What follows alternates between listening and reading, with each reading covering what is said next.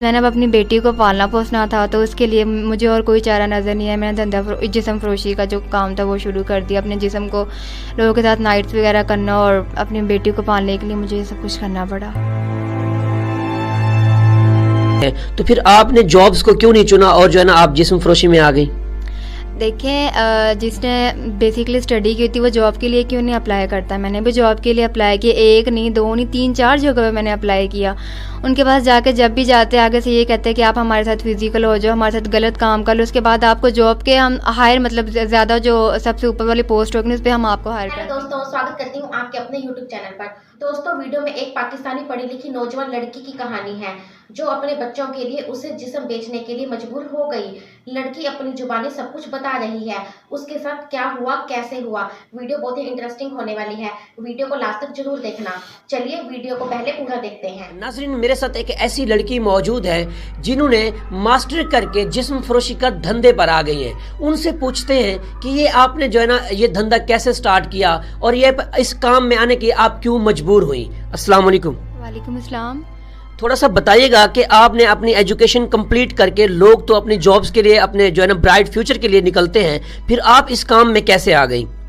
देखिए, मैं ना एक छोटे से गांव से बिलोंग करती हूँ, गुजरावाला से। मेरी स्टोरी बहुत ही अजीब है। कुछ लोग कहते हैं ना कि हवा जो शहर की हवा होती है वो रास नहीं आती, ऐसे मुझे रास नहीं। मैं छोटे से गांव से बिलोंग करती थी, वहाँ से सीधा इधर जब शहर में आके माहौल देखा लोगों का कि वहाँ पे तो लोग तंग तंग मतलब घरों में रहते हैं, छोटे छोटे घर और खुला इतना माहौल नहीं था। जब यहाँ पे आके देखा कि तंग कपड़े लोगों ने पहने, जीन्स शर्ट लड़कियों ने पहनी है, और लड़कों को देखा लाइक कैफ़े वगैरह में शीशा वगैरह पी रहे हैं। ये सारा माहौल देख के एक लड़की की फ़िज़ा चेंज होती। मेरे को रंग उड़ गए कि मैं वहाँ पे थी तो वहाँ पे इतना कुछ भी नहीं था कि लाइक इस तरह का माहौल नहीं था। यहाँ पे आके मेरी हवा ख़राब होगी मेरी भी।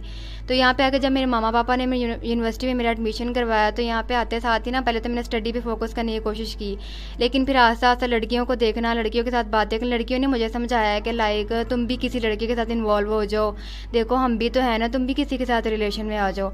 तो मैंने ना बड़ा सोचा इस बारे में, लेकिन उसके बाद ना अचानक मुझे किसी से प्यार हो गया, एक लड़के से। अब वो जो लड़का था वो 2 नंबर था, मुझे पता नहीं था कि उसने मुझे धोखा देना है। मैं तो उसके साथ रिलेशन में आ गई, हमारा रिलेशन काफ़ी देर तक गहरा चला। मैं उसके साथ इतना क्लोज हो गई कि मैं ना हमारी बात निकाह तक चली गई थी।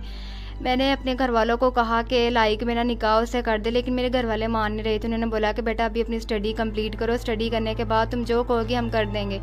लेकिन मेरे अंदर इश्क का भूत इतना सवार हो गया था कि मैंने उससे कहा, मैंने कहा तुम या तो मुझसे निकाह करो। कहता ठीक है निकाह कर लेंगे, पहले फिजिकल हो जाओ। सो दैट्स वाई मैं आस्ता आस्ता उसने फ़्लैट ले लिया, मुझे एक टाइप का घर लेके दे दिया, और घर वालों से चोरी ना मैंने निकाह कर लिया। घर वालों को नहीं बताया, उनको नहीं बताया क्योंकि वो फिर उन्होंने हर्ट होना था। और दूसरी बात वो मान भी नहीं रहे थे, उसके घर वाले भी नहीं मान रहे थे, मेरे घर वाले भी नहीं मान रहे थे। तो मैंने उसे चोरी छुप के निकाह कर लिया। उसके बाद उसने मुझे आस्ता आस्ता मतलब 2-3 साल हमारे रिलेशन काफ़ी गहरा चला, मेरे साथ तो बिल्कुल ठीक रहा।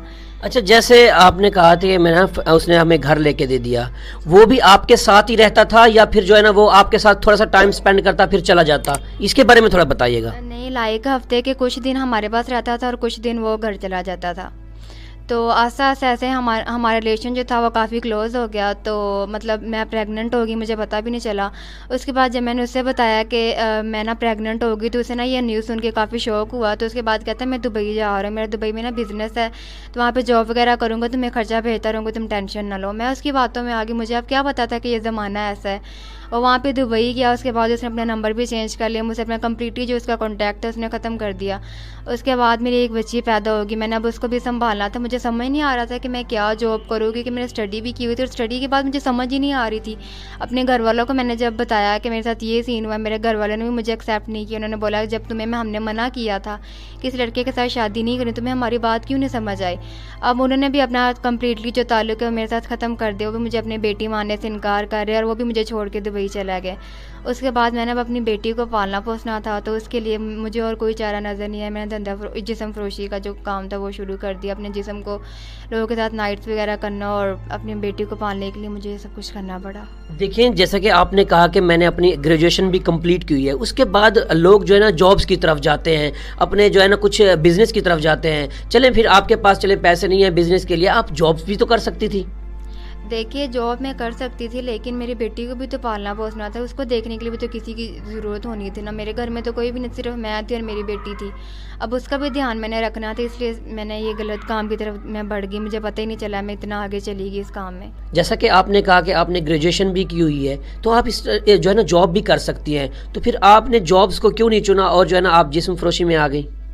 देखें जिसने बेसिकली स्टडी की थी वो जॉब के लिए क्यों नहीं अप्लाई करता। मैंने भी जॉब के लिए अप्लाई किया, 1 नहीं 2 नहीं 3-4 जगह पे मैंने अप्लाई किया।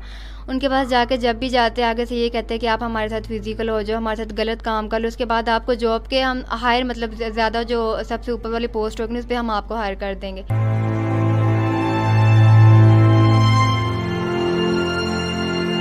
लेकिन फिर मैंने सोचा कि जब सारे जहाँ पे भी जा रही हूँ वहाँ पे सारे मुझे यही कह रहे हैं कि आप जिस्म फरोशी करो, हमें हमारे साथ गलत काम करो, हम आपको रख लेंगे। तो मैंने सोचा क्यों ना फिर उनके साथ करने के बजाय मैं खुद ही अपना काम स्टार्ट कर दूँ। चलो उधर से कम पैसे आएंगे, इस तरह ज़्यादा पैसे आ जाएंगे।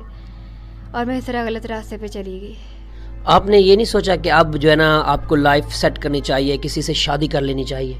नहीं, उसके बाद मैंने तसव्वुर ही नहीं किया लाइफ को सेट करने का। देखिए लड़के सारे एक जैसे होते हैं। उसके बाद मुझे ये अंदाज़ा लग गया कि लड़के सारे एक जैसे होते हैं, सबको जिस्म की ज़रूरत होती है और मैं नहीं चाहती कि मैं अब अपने जिस्म को और सेल करूँ किसी के लिए और अपने आप को यूज़ करवाऊँ। सो इसलिए मैंने सोचा है कि मैं किसी से शादी नहीं करूँगी। और मुझसे शादी करेगा भी कौन? वैसे कोई भी नहीं करेगा। अगर कोई शादी करना चाहता है आपसे तो फिर? नहीं करना चाहेगा कोई भी। नहीं, फॉर एग्जाम्पल अगर कोई करना चाहता है तो फिर क्या उससे आप शादी करेंगी? नहीं, मैं शादी नहीं कर सकती। मैं अपनी बेटी को अकेली पाल पोस लूँगी, गलत काम कर लूँगी, लेकिन अब मैं किसी के सहारे पे नहीं रहूँगी। पहले बहुत कर लिया मैंने, उसके ऊपर यकीन करके उससे शादी की, सारा कुछ किया, उसने भी छोड़ दिया, अगला भी छोड़ देगा। फजूल में फिर ये काम करने हैं, तो अभी से ये काम ठीक है ना। मैं खुद ही पाल पोस के उसको बड़ा कर लूँगी। जैसे आप इस काम में आई, यूनिवर्सिटी पढ़ने आई, जो कुछ लोग जो है ना बैकवर्ड इलाके से आते हैं उनको आप क्या पैगाम देना चाहेंगी?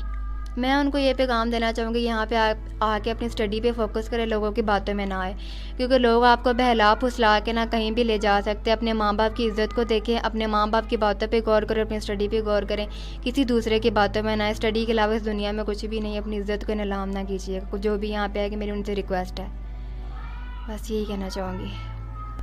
नाजरीन, जैसा कि आपने ये स्टोरी, दर्द भरी कहानी इन्हीं की ज़ुबानी सुनी, जैसे कि लोग पीछे से आते हैं, बैकवर्ड इलाके से आते हैं, फिर आके यहाँ पे यूनिवर्सिटियों में पढ़ना शुरू करते हैं, रंगीन दुनिया में आ जाते हैं, सिगरेटें शुरू कर देते हैं, चस शुरू कर देते हैं, फिर उनकी ज़िंदगी, वो ग्रेजुएशन तो फिर भी कर जाते हैं लेकिन उनकी ज़िंदगी इतनी बिगड़ जाती है तो फिर लोग जो है ना 2 नंबर काम करने पर मजबूर हो जाते हैं। नाजरीन, 27 न्यूज़ को सब्सक्राइब, लाइक, शेयर ज़रूर कर दीजिएगा। नेक्स्ट स्टोरी के साथ मुलाकात होगी, तब तक के लिए अली मलिक को इजाज़त दीजिए। अल्लाह हाफ़िज़। वीडियो पसंद आई हो तो वीडियो को लाइक और शेयर जरूर करना और हमारे चैनल को सब्सक्राइब करना बिल्कुल भी ना भूलना। मैं मिलूंगी आपसे नई वीडियो के साथ, तब तक के लिए जय हिंद, जय भारत।